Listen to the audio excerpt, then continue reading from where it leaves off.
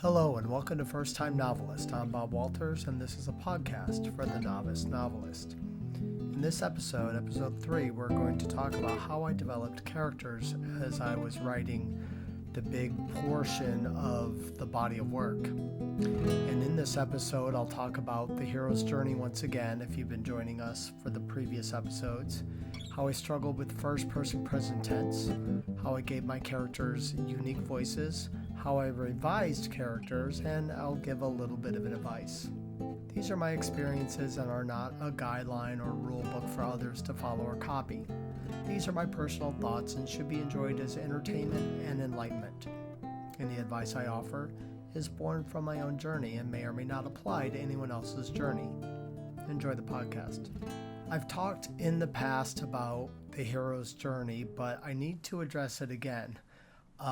Because as a first-time novelist, structure and picking the right structure is literally what will befall your novel if you don't get it correct.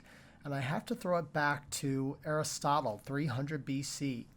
He said the hero has to be transformed from a beggar to a king or from a king to a beggar, and that is the journey that the audience is going to be on with you. But more importantly than that, this hero's journey, this heroine's journey, has been written by Melville and Bronte, Salinger, Mark Twain, Tolkien for sure, and even modern novelists like Stephen King. And even though there's this ongoing push away from the monomyth theory or the hero's journey, I have to tell you, as a first-time novelist, I trust that several centuries of storytelling using that structure really did keep me on the correct side of the equation.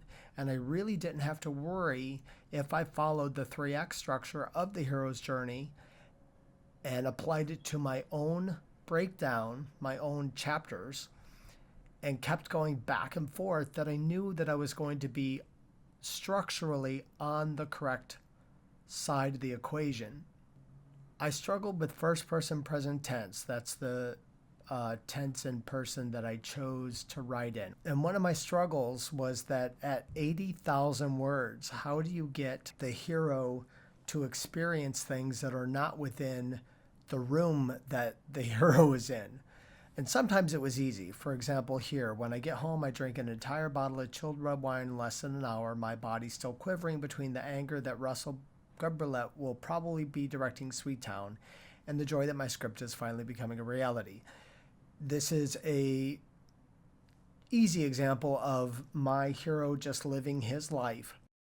Dialogue is relatively straightforward in that the first person present tense truly just exists when two characters are talking to one another.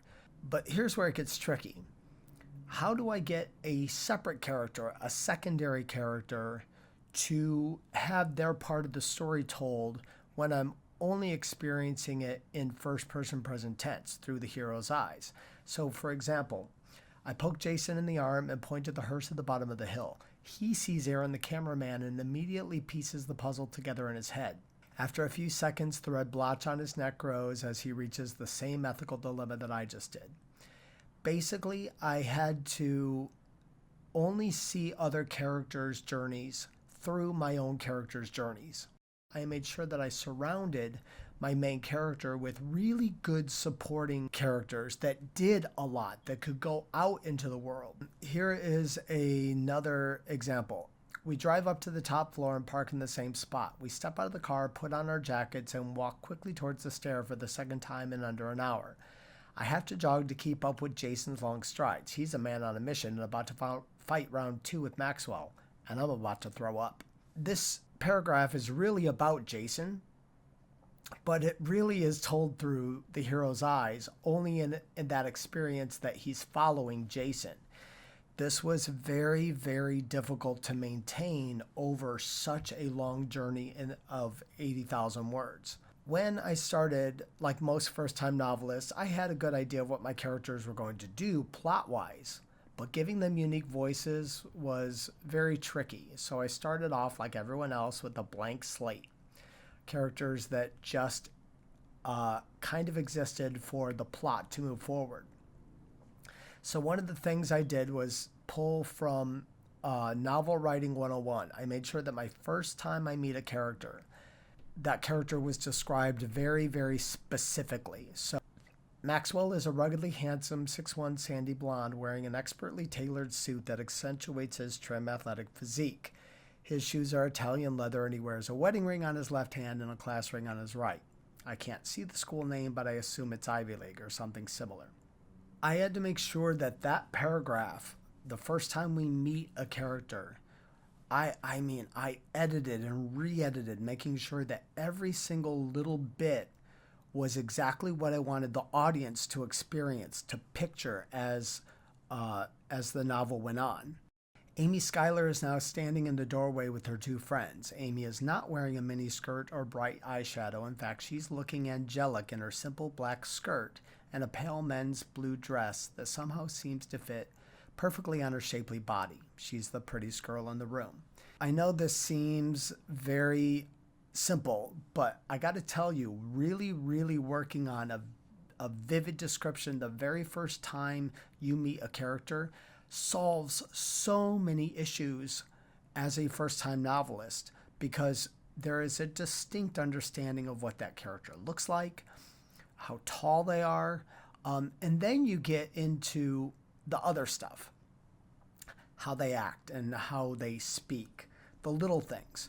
But even with that said, even giving them a unique voice, I still had to go back and revise the characters a lot. So we started with a blank slate, as I said, just black on white, really just outlines, silhouettes. I actually turned to filmmaking. So I started looking at a lot of still frames from film. If these were the characters in my novel, how would I describe them the very first time I meet them? The description of this couple at the table, well, that's easy. Their clothing, their face, her hat. But what I then did was really got in and looked at the body language, the way he has his hands, the way his lips are pursed. On the cowboy side, the stance, the eyes, the set jaw. I really did due diligence in describing what you just see on film. The other thing I did was change genders as I revised characters. I fell into the trap of writing what I know, which is males. I actually took my businessman and made her the catering boss. I took my bad guy, who was sort of this butch motorcycle riding guy in the novel. I actually turned that character into sort of this butch lesbian, and it made my novel so much better. So I didn't fall into the trap of every princess has to be exactly what you consider a princess. So I revised as I went, and my novel is so much better for it. If there's any advice I can give, it's this. Proofing your novel is at the end will be a Herculean task, just as big as writing the novel itself. Proofread your novel as you go. Spend a week or a month just reviewing and proofing. You will inevitably catch errors. Proofing as you go also helps you maintain your writing style, which will more than likely change the more you write. For me, in the last couple of chapters of my novel, somehow I picked up writing independent clauses at the beginning of sentences. And I had never really done that before, and I caught it later. And I really liked the technique. So I had to go back through the first, 7 chapters of my novel and incorporate that change, because it was now a writing style change that was going to make it very, very clear that I was a first-time novelist and was not able to control my own style as I wrote. If you are joining us for episode 4, I will talk a little bit about expanding my writing style, verbs and elongating scenes, how I used film language, and how I killed my darlings. Until then, this has been The First Time Novelist, a podcast for the novice novelist. Thank you for listening.